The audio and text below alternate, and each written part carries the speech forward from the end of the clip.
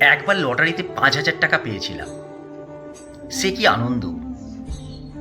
তখন মনে হয়েছিল বাড়ি ঘরে আগুন দিয়ে আবার ঘোড়া মেটেকে নতুন করে তৈরি করি।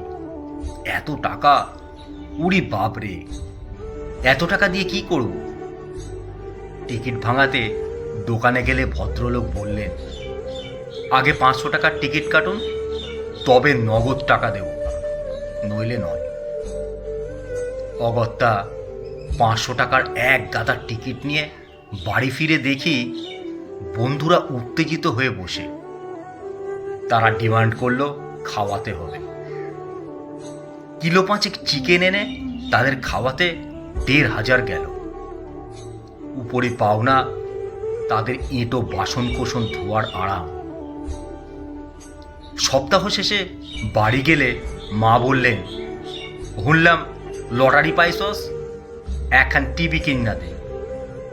আগের খান ফ্যার ফ্যার করে 7,000 টাকার একখান ফিলিপস বক্স টিভি কিনে 300 টাকা ভ্যান ভাড়া দিয়ে বাড়ি আনতে হলো। সঙ্গে যারা গেছিল তারা আনন্দে 200 টাকার টিফিন খেল। বাড়িতে মিষ্টি লাগবেই, নতুন টিভি বলে কথা।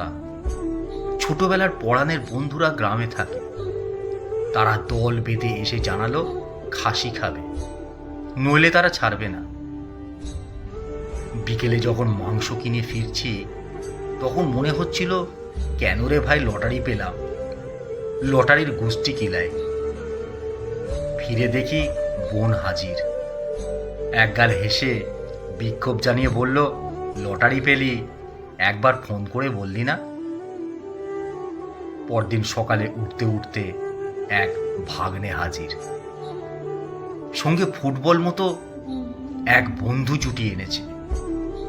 অত্যন্ত খুশি হয়ে সে বলল, মামা একটা মোবাইল কিনে দাও, অত টাকা দিয়ে তুমি কি করবা?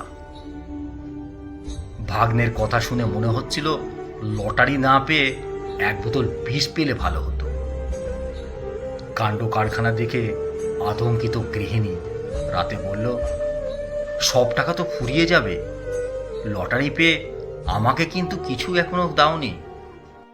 চলো কালকে সকালেই 10 থেকে 12 গ্রামের একখান সীতাহার কিনে আনি। মানুষ লটারিতে টাকা পেয়ে ধনী হয়, আর আমি হলাম ফকির, সেই যে নাক্ষর দিয়েছি।